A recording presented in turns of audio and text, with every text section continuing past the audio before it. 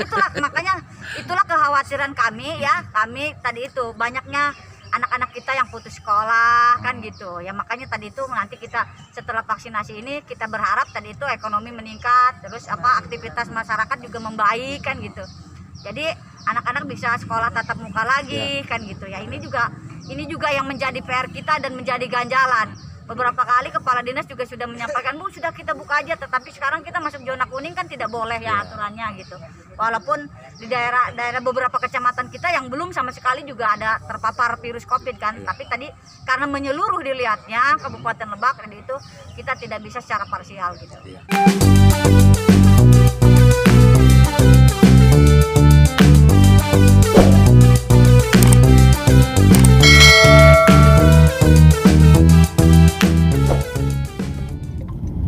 Halo guys, halo Indonesia, selamat pagi, siang, sore, dan malam. Bertemu kembali bersama Mang Uday Channel. Welcome to my channel. Oke guys, assalamualaikum warahmatullahi wabarakatuh. Hari ini gue lagi tertarik membahas soal belajar dalam jaringan dan mau menanyakan kapan pelaksanaan belajar tatap muka dilakukan lagi seperti dulu. Nah, dalam hal ini nanti gua mau nanya ke perwakilan guru ya. Dan yang kedua mau ketemu Ibu Bupati dan Ibu Sekda yang baru tentunya. Oke, kita tanyain nanti ke Ibu apakah sebetulnya Pemda juga menginginkan agar belajar tatap muka kembali berjalan, atau memang seperti apa, nanti kita tanyakan ke Ibu Bupati dan harapan dari perwakilan guru guys. Oke, untuk lebih jelasnya yuk ikutin video gua. Jangan lupa di subscribe, like, share, atau di komen. Dan yang gua mohon lagi, iklannya jangan di skip guys. Oke, yuk kita berangkat. Mang Uday Channel. Jangan lupa subscribe. Jangan lupa like, comment, and subscribe Mang Uday Channel. Asik. Hubungan tadi itu baik secara administratif, karena kalau penjabat sekda dilantik mau pada gajian ya kan gitu kan, jadi ada surat menyurat ya secara administrasi. Terus kemudian juga kita sedang TAPD ini sedang menyusun refocusing juga kan 2021 ini, terutama untuk dana COVID vaksinasi kan. Sekarang kan kita sudah mulai juga vaksinasi ke wilayah-wilayah ya, ke masyarakat ya. Tentunya kita juga kan memerlukan anggaran untuk pendistribusiannya, dan itu belum bisa kita gunakan kalau penjabatnya belum dilantik kan gitu. Soalnya sekda kan ketua TAPD gitu. Untuk menyiapkan open bidding juga, Bu? Iya, ya tentunya kan, makanya tadi itu karena kita kan ini mah kosong karena pensiun kan.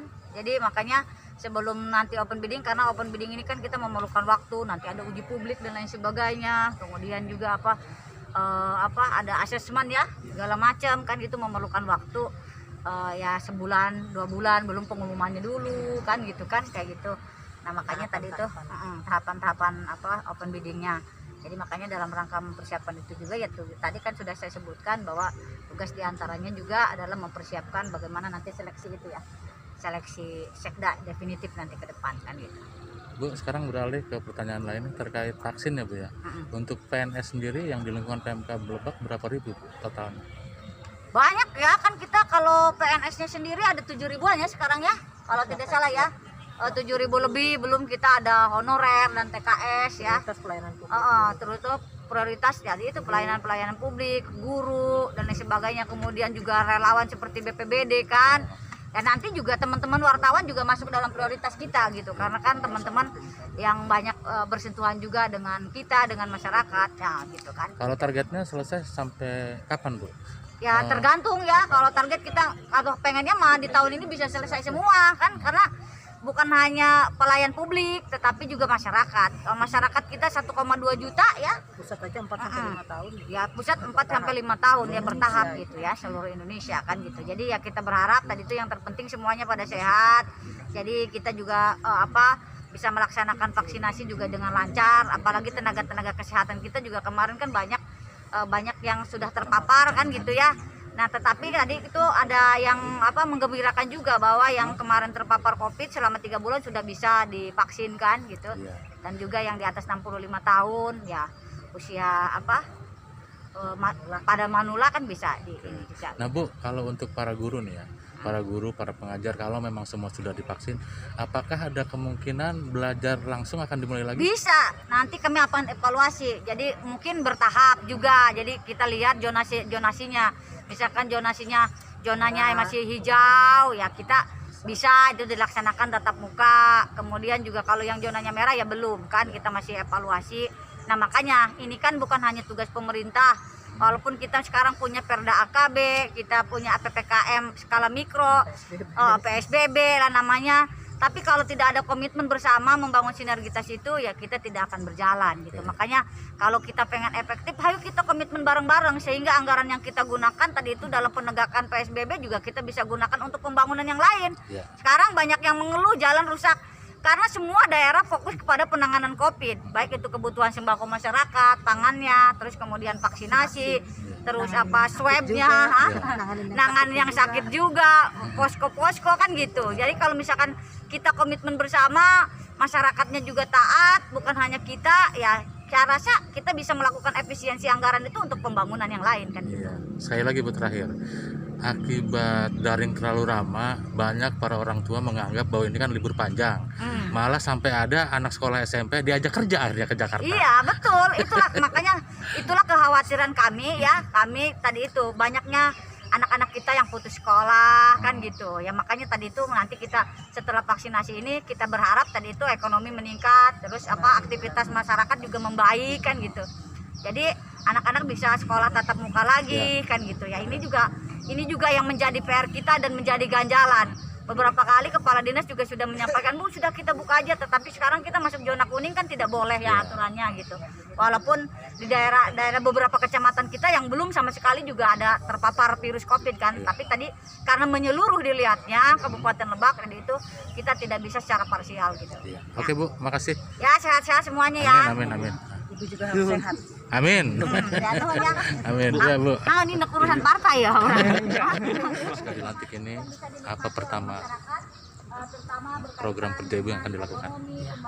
Pertama-tama saya akan melaksanakan tugas untuk melakukan konsolidasi dulu internal melakukan sekretariat daerah sesuai dengan tugas pokok fungsi saya selaku penjabat Sekda. Kemudian juga akan melanjutkan kembali beberapa pelaksanaan tata kelola administrasi yang kemarin sempat terhenti 5 hari, sehingga mungkin itu dulu langkah-langkah awal saya.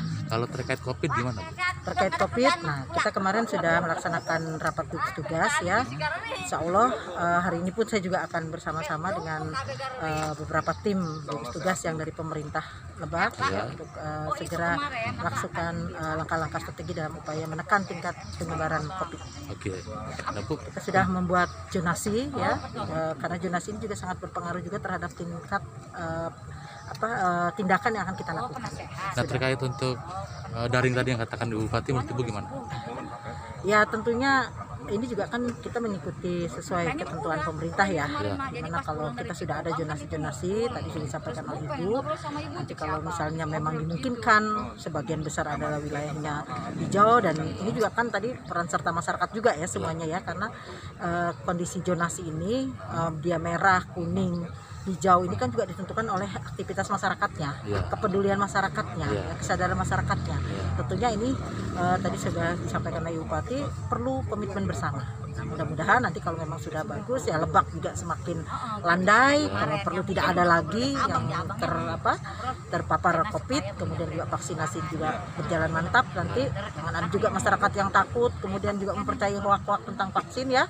Nah, mudah-mudahan semua dengan keyakinan yang sama, kita harus sehat, vaksin kita bisa laksanakan dengan baik ya, sehingga masyarakat kita juga baik, sehat semua, aktivitas pelayanan berjalan kembali ya, dunia usaha bergerak kembali, dan mudah-mudahan pertumbuhan ekonomi kita juga akan membaik. Oke, terima kasih Ibu Sekda. Terima kasih. Udah ya.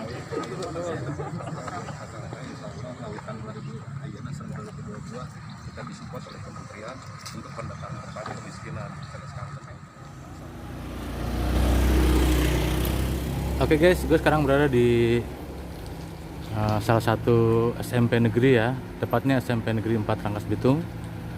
Ini berada di Jalan Multatuli Rangkas Bitung, tapi dia agak masuk ke dalam.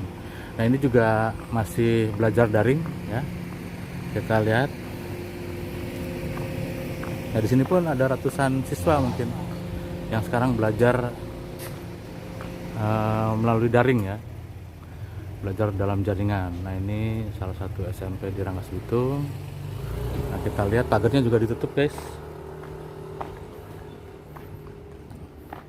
Oh, tapi terbuka sedikit, mungkin ada penjaga sekolahnya. Nah ini juga diliburkan, bukan diliburkan, jadi masih belajar daring. Nanti kita tanya-tanya kepada salah satu gurunya. Oke.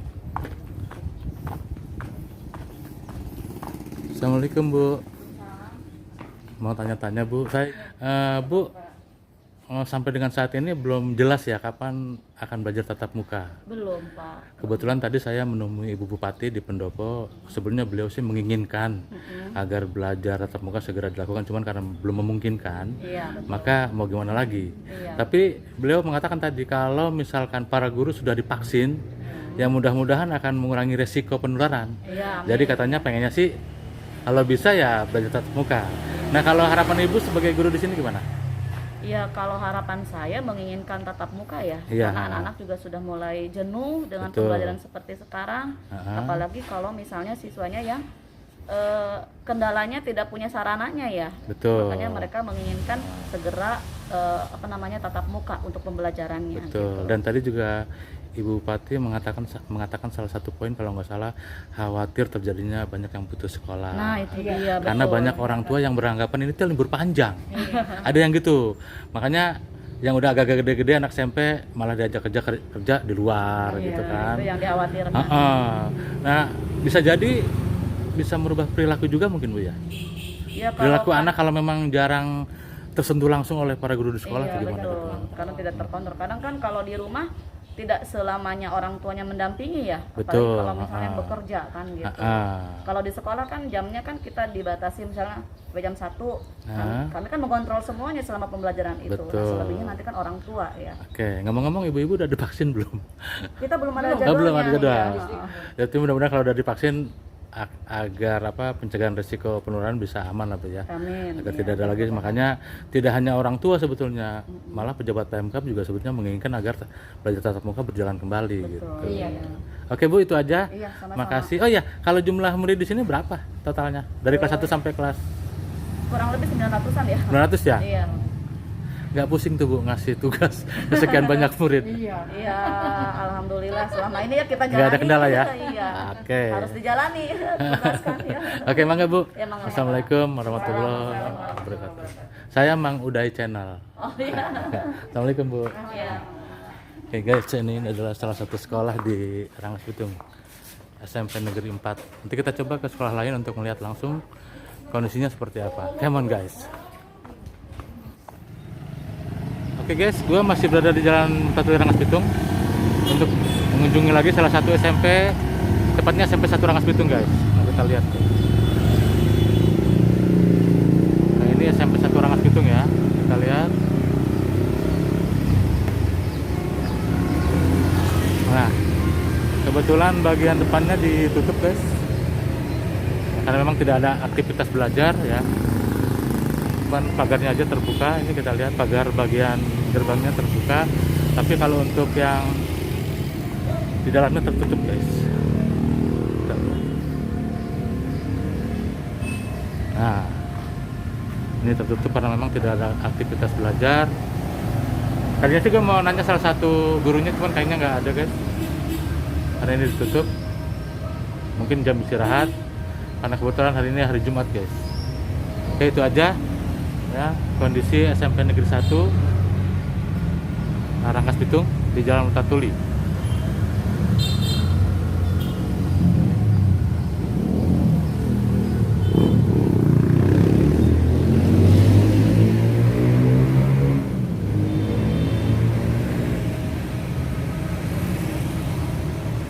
Kondisinya sepi ya, karena memang tidak ada aktivitas belajar mengajar dan semuanya belajar secara daring.